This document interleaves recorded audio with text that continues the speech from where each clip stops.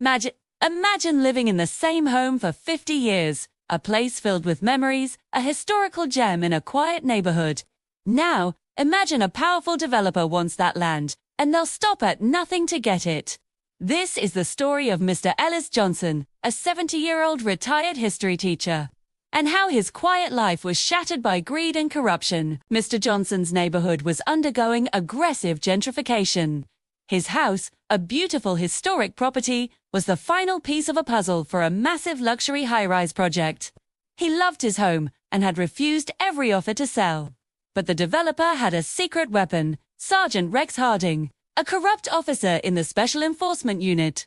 Harding was on the developer's unofficial payroll, tasked with one thing: get Mr. Johnson out. Harding's plan was as cynical as it was cruel.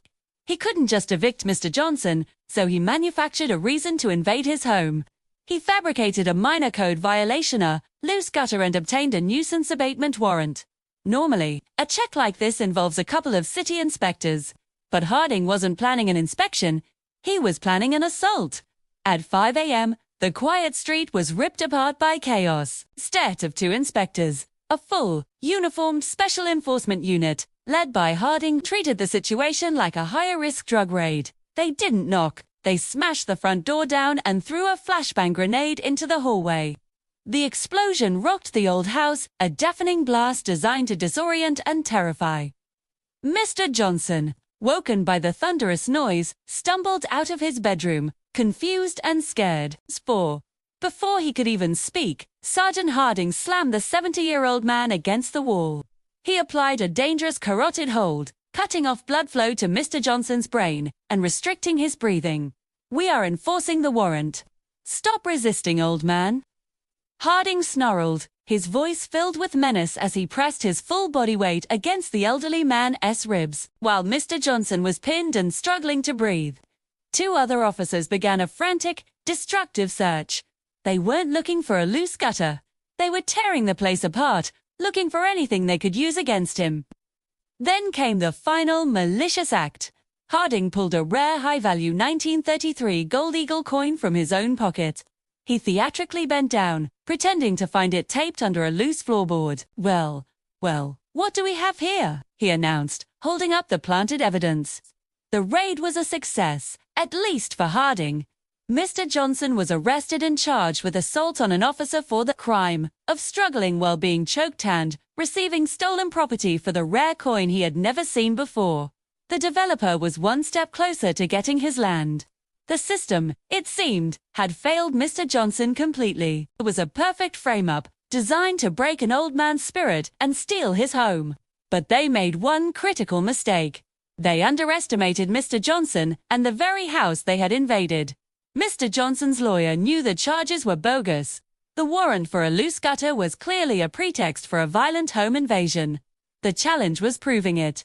How could they fight the sworn affidavit of a decorated police sergeant? The answer, it turned out, was hidden right under their feet, in the very floorboards where Harding had planted the coin. After receiving earlier threats from the developer, Mr. Johnson, a meticulous man, had installed a custom state-of-the-art security system. This wasn't just cameras and alarms. It was a truly smart home.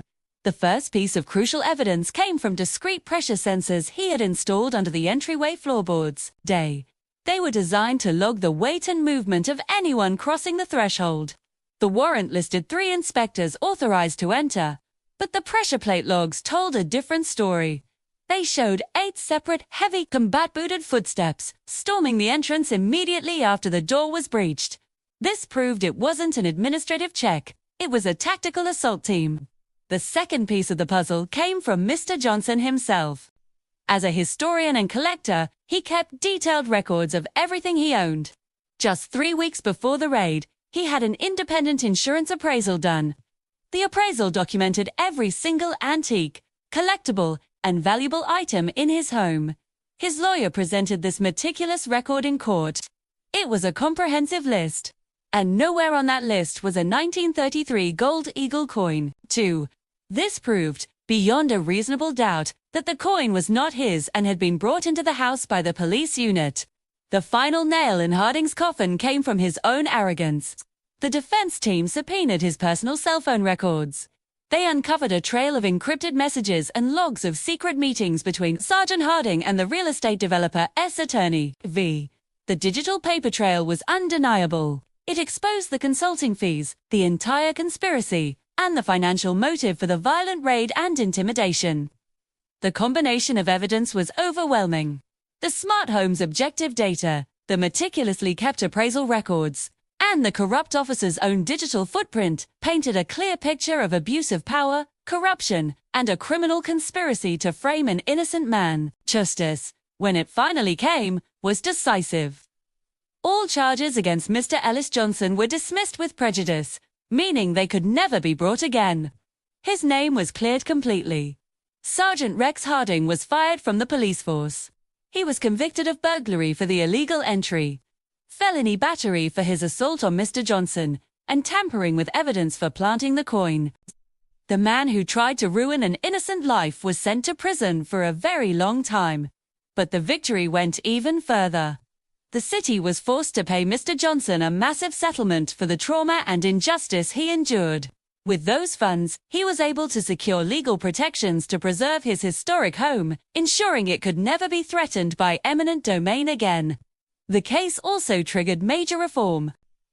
The local government was forced to add judicial checks to the use of administrative warrants, preventing them from ever being weaponized by tactical police units for non-criminal matters. Again, in the end, it was the quiet, meticulous nature of a retired history teacher, combined with the silent, watchful technology he installed, that brought down a corrupt system. Spit. Mr. Johnson's story is a powerful reminder that truth can be found in the most unexpected place, but at times it's hidden right in the floorboards. Thank you so much for watching. If you found this story as compelling as we did, please hit that like button and consider subscribing for more true stories of justice. We'll see you in the next video.